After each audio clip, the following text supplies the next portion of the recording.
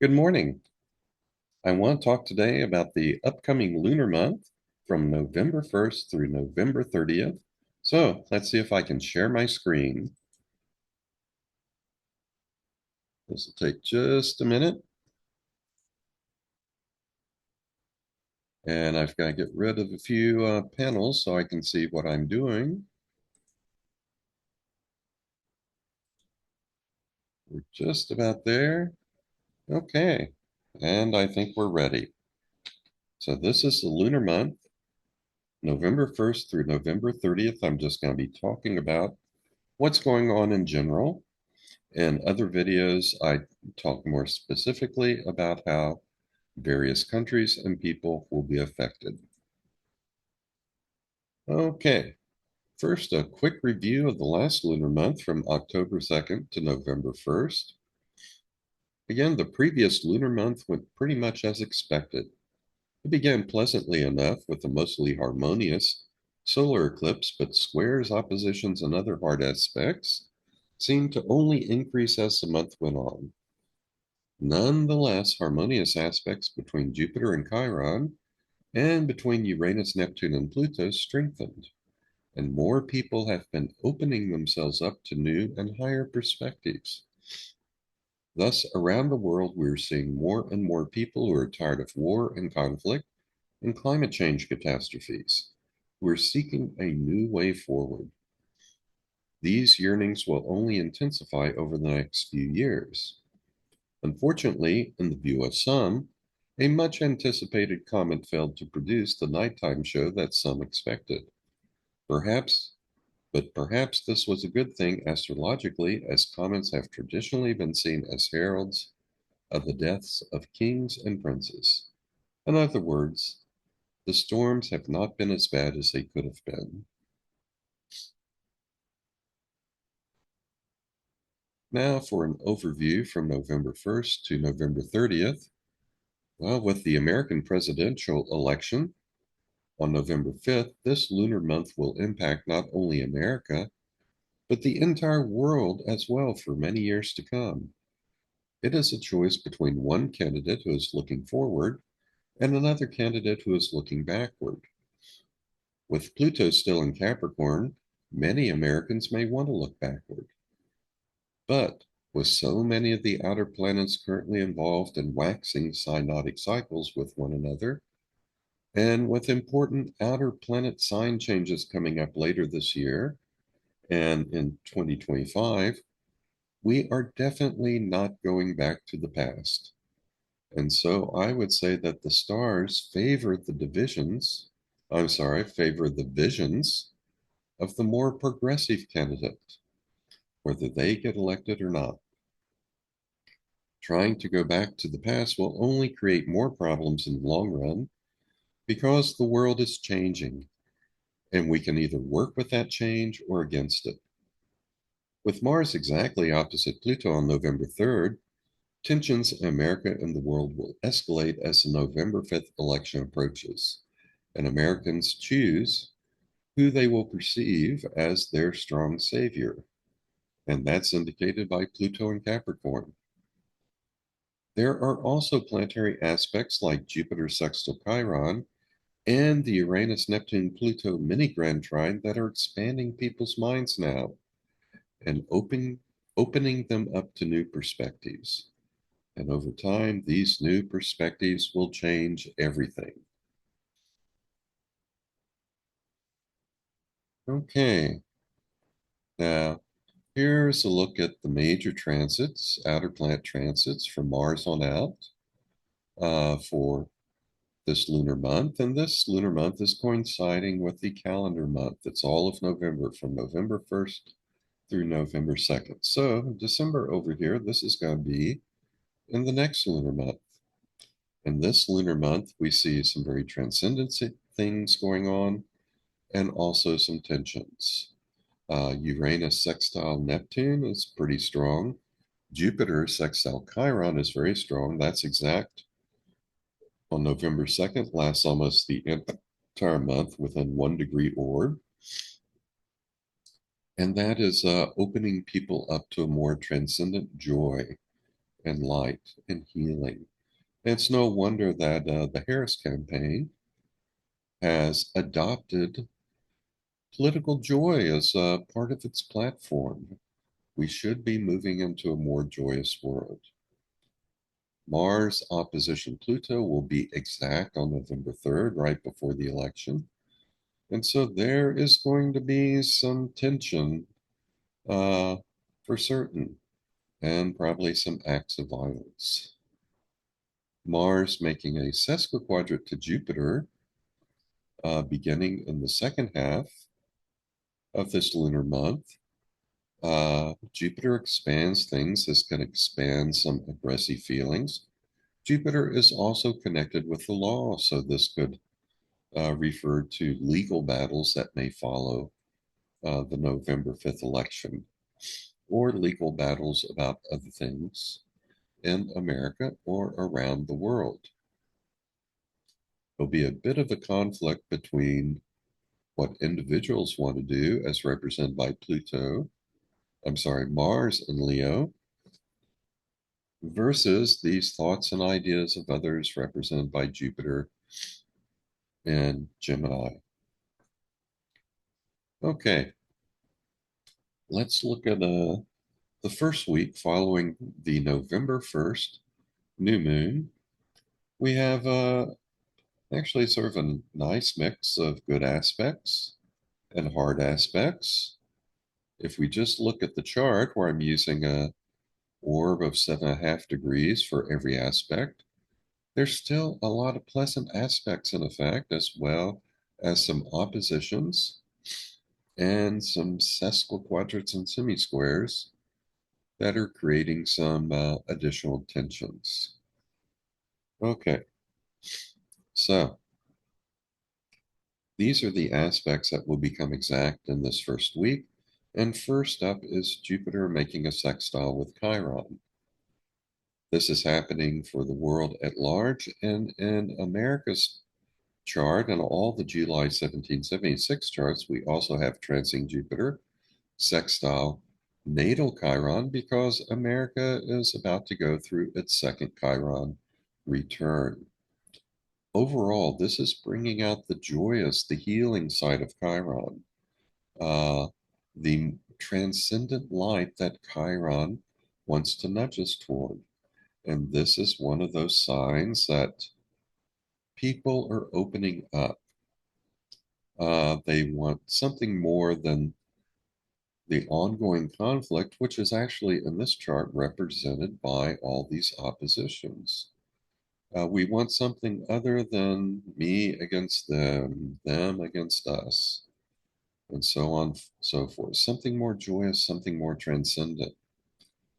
These transcendent feelings are also being pushed by this mini grand trine here between Uranus, Neptune, and Pluto. And on November 1st, we're also completing this configuration called a mystic triangle. We have at least a couple of those in here, which creates more harmony among the plants, as well as this grand trine and this kite figure. Okay, so there's a lot going on in the background. Well, let me say the hard stuff, the tensions. They're always in the foreground. It's like everything can be great, but you got a paper cut on your finger, and what you're focused on at that moment is how much your finger hurts, even though there's still a lot of great stuff going on. So the tensions are going to be in the foreground, but these harmonious aspects, they're going to be very powerful in the background.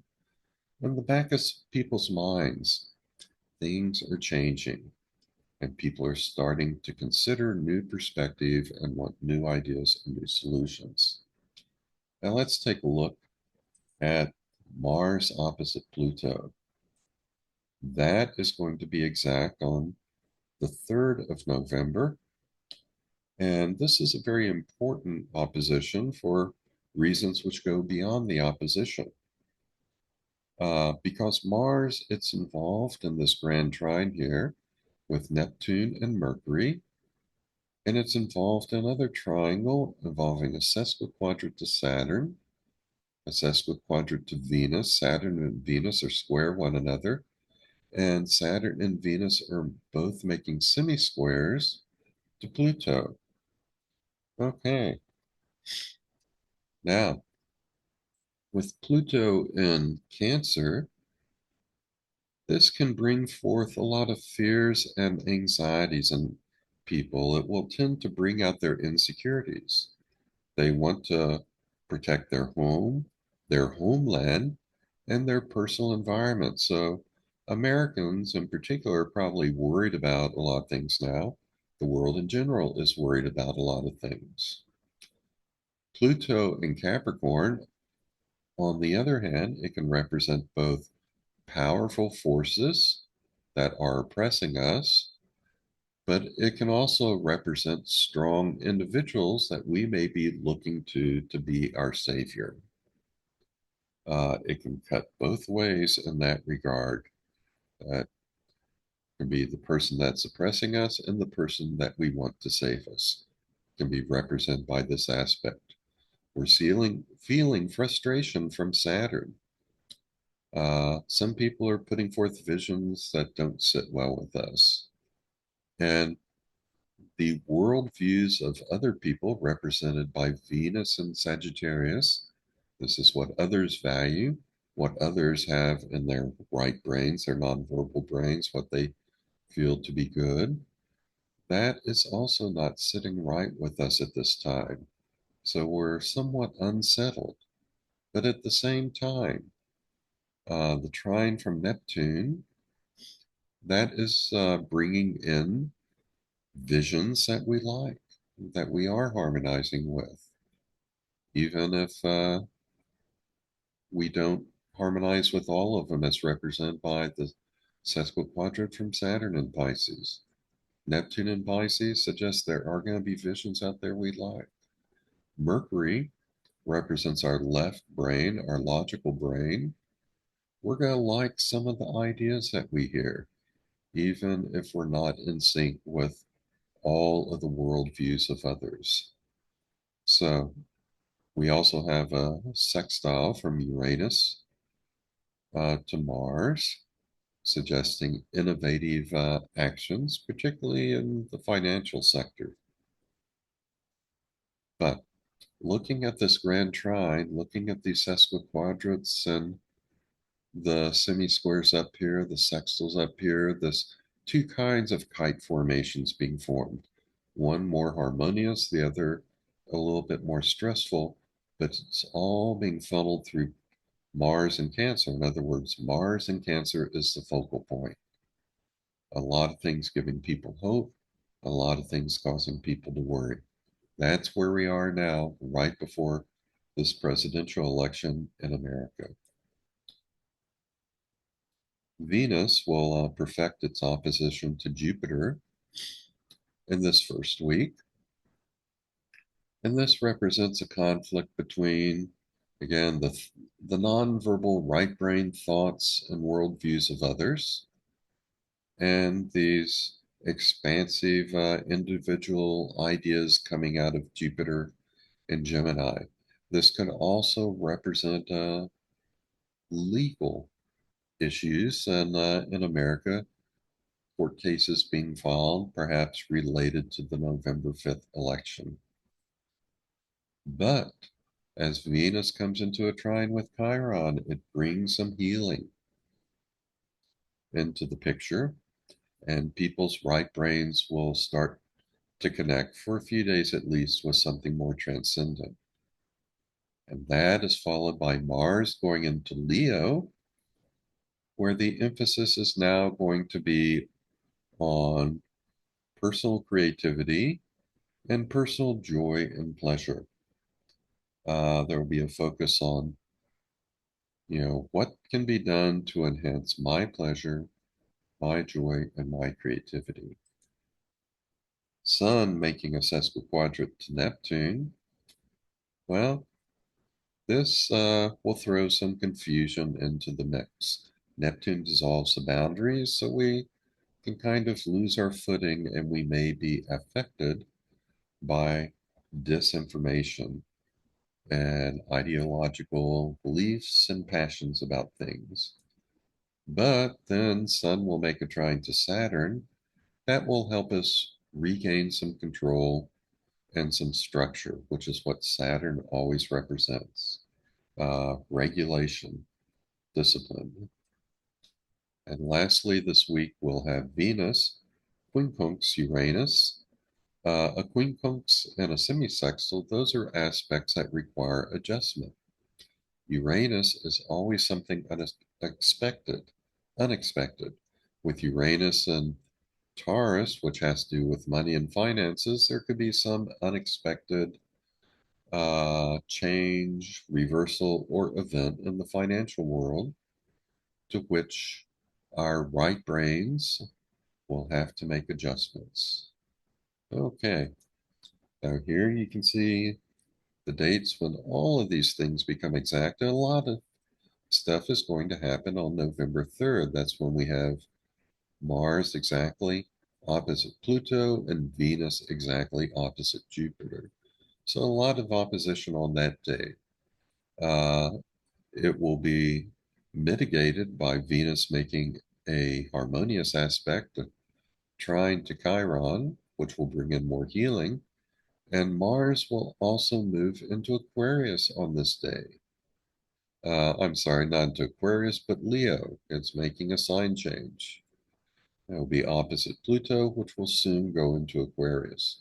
Of course, on November 2nd, the day before, Jupiter will be making that exact sextile to Chiron.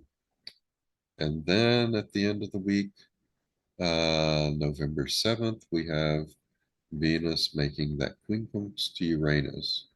Right before that, Sun makes its sesquiquadrate to Neptune, and almost at the same time makes its trine to Saturn, resulting in sort of overlapping confusion and regaining structure and balance.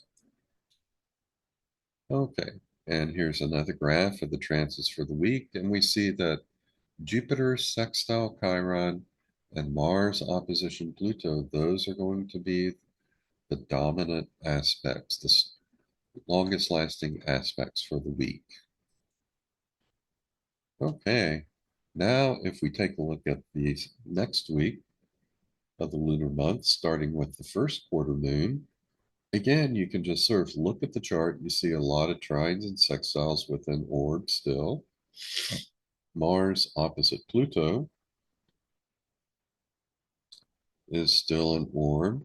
And we have some sesquiquadrate semi-squares adding tensions here and there. Okay, now the first aspect to become exact this week is Venus making a square to Neptune.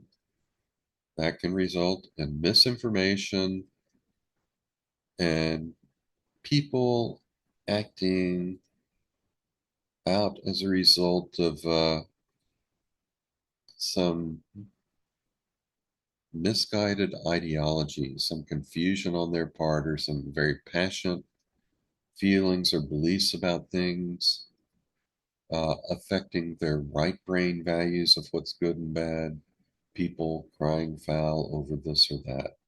Those are possibilities. Next, we have Sun quincunx Jupiter. Remember, the quincunx always requires adjustment. And Jupiter, if it manifests in terms of legal issues, this could refer to lots of lawsuits following the American election and around the world. Venus will be making semi-sextile to Pluto, so it's moving toward another conjunction with Pluto, getting ready to end one synodic cycle and begin another. So this is kind of a moment where it's wrapping things up. What has it learned since that last conjunction?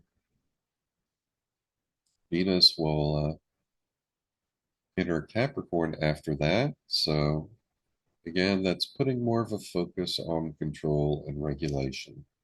If you have plants in Capricorn, that is what things are going to be about.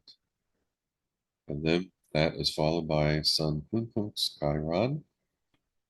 That's an aspect of adjustment. So there may be some wounding that goes on or attempts at healing. And that in turn is followed by Venus making a quincunx with Mars. I wonder how that will manifest itself. It's like we have to make adjustments between peace and war. Perhaps this will influence talks to get a ceasefire in Gaza and to release some hostages in Gaza. I hope something like that happens soon. You can see at this point, at the time of the first quarter moon, we have both Uranus and Mars making quincunxes to Venus. So that is adjustments that have to be made in terms of nonverbal right brain stuff. This means there's going to be pressure on people to adjust their values with regard, in particular, to the situation between Israel and Gaza. This may refer to people on both sides having to make adjustments to their values in order to achieve peace and end conflict. Okay, again, here you can see when things will be happening. And almost all of the action happens on November 11th. So that will be an interesting day. And here we can see another graph showing when aspects will become exact within a 1 degree orb and how long they will last. Okay, I'm going to take a quick sip of water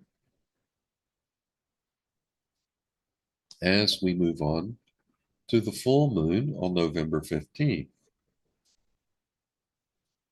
And these are the aspects that will occur following that week. And we have both, again, both some hard aspects and a couple of softer aspects that will occur in the week following the full moon. If we just look at aspects within orb, we still have a fair amount of sextiles and trines going on that are helping to soften the blows of the harder aspects.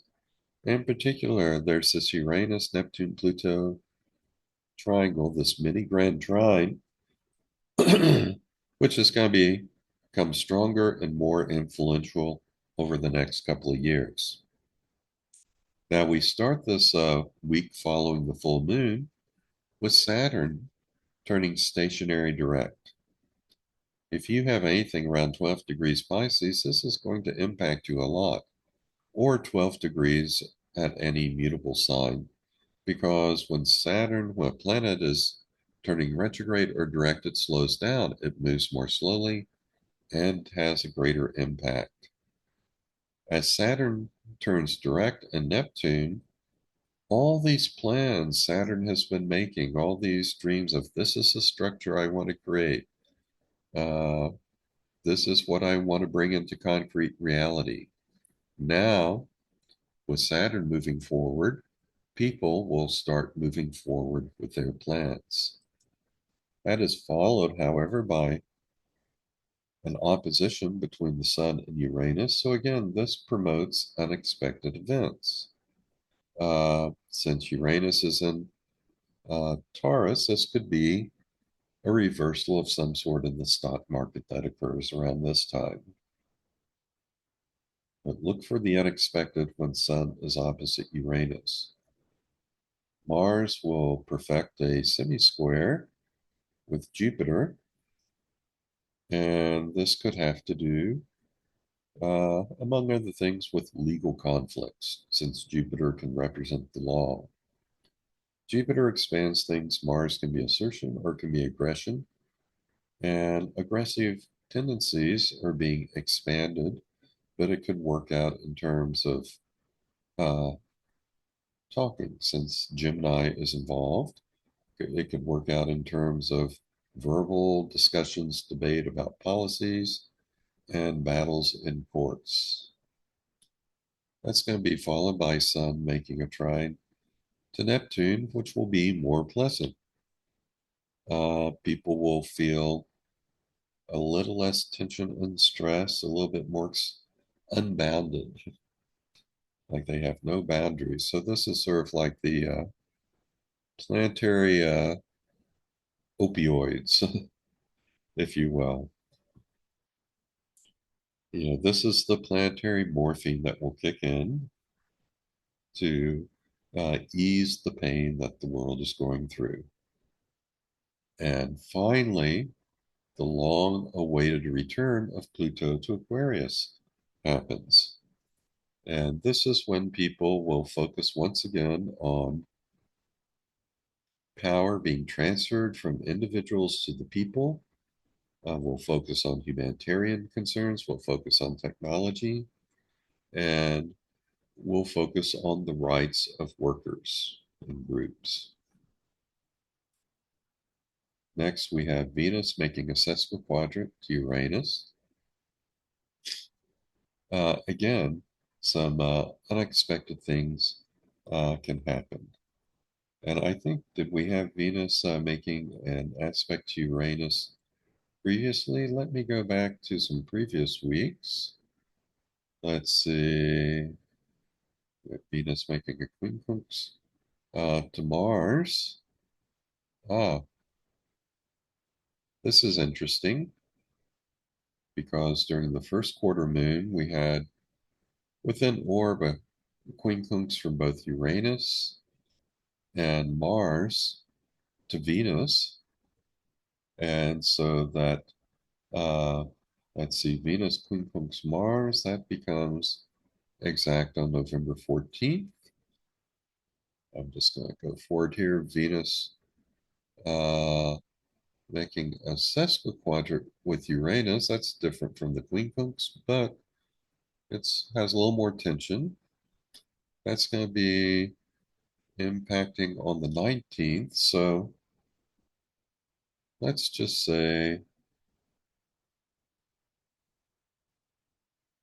let's see, I've got to go back here a second. Yeah, from the 14th through the 19th, we're going to have Venus, Mars, and Uranus all involved. And actually going back a little further because it was following the new moon, we got Venus making the quincunx to Uranus. And that was on the 7th. So from the 7th to the 19th, we have stuff going on with Venus, Uranus, and Mars one way or another. So that's going to be kind of an unsettling period, which can involve some aggression and lots of changes, and people having to make adjustments to their values regarding outcomes and what is possible. So that's going to be quite interesting. Now let's see if we can get back to where we were.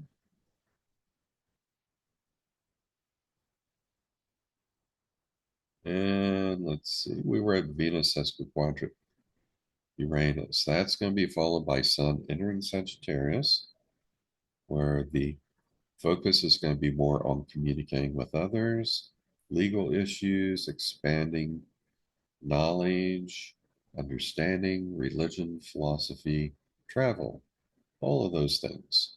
And that's followed by a pleasant sextile between Sun and Pluto.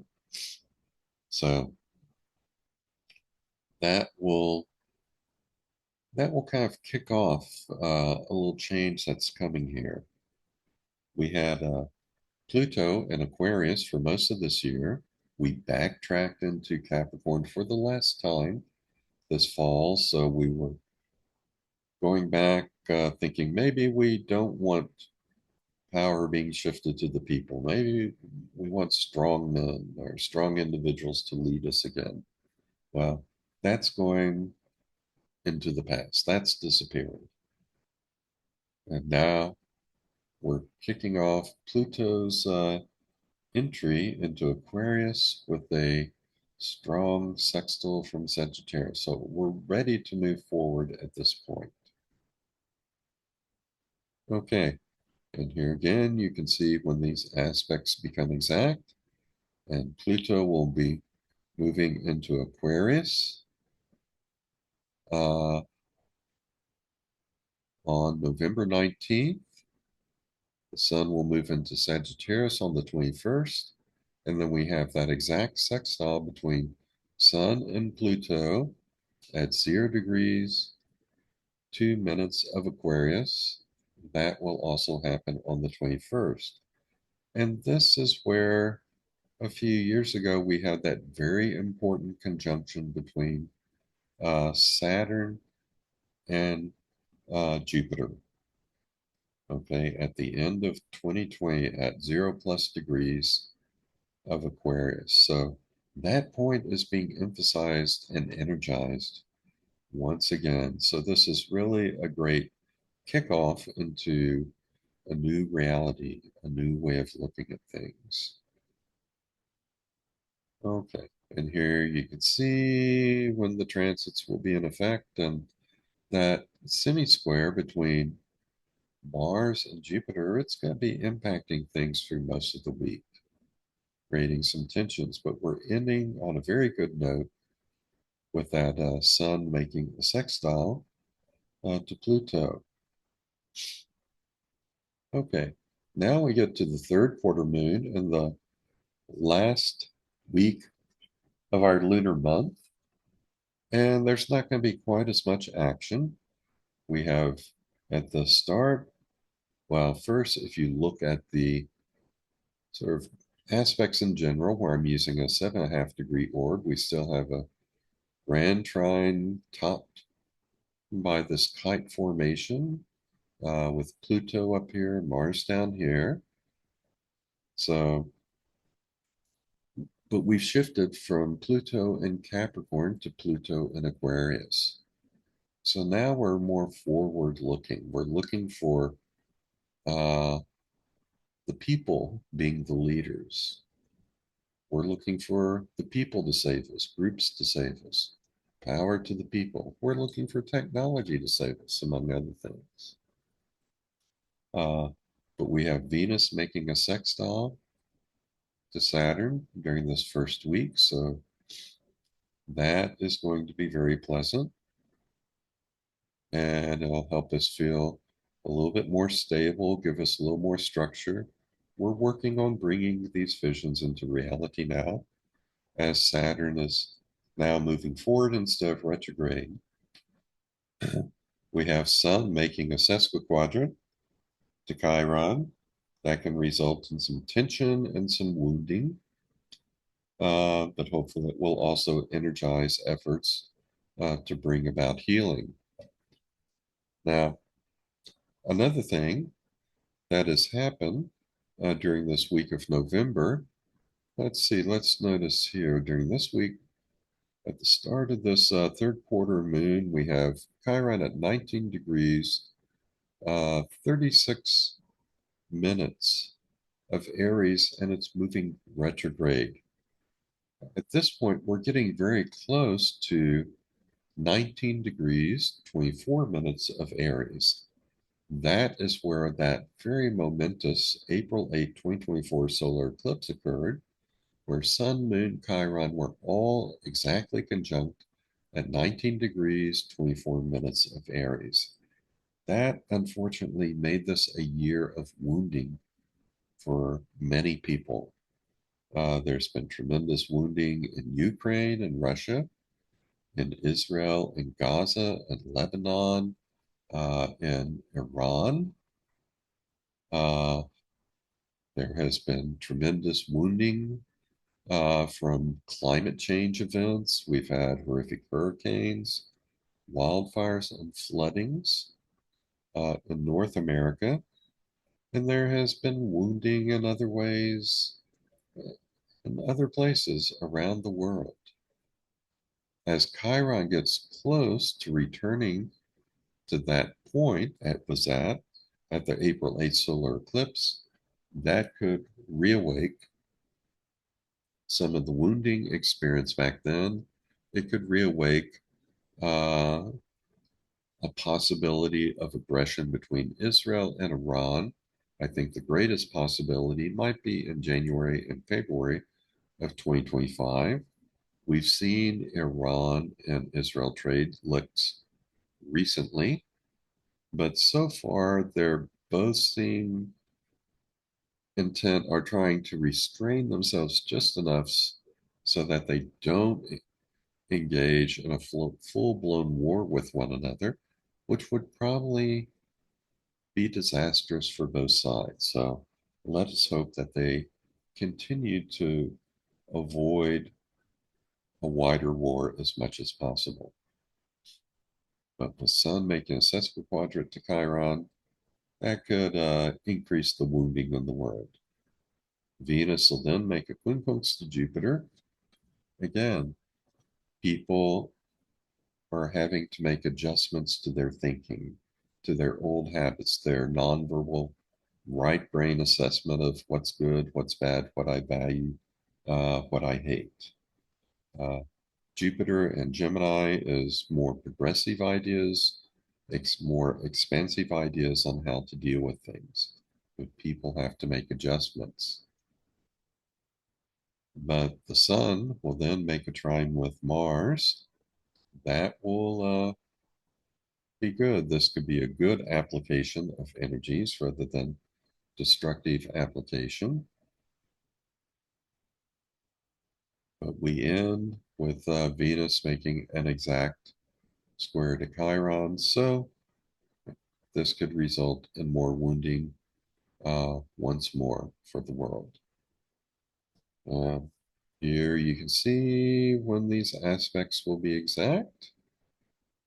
Venus square Chiron is exact on the 27th. Venus sextile Saturn, which is more pleasant, will be exact on the 22nd. And here you can graphically see when each of these aspects will be in play. Okay, that's going to be pretty much it. This is the new moon on November 30th.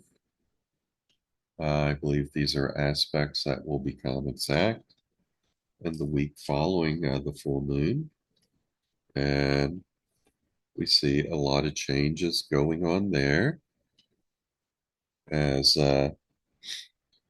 let's see, we have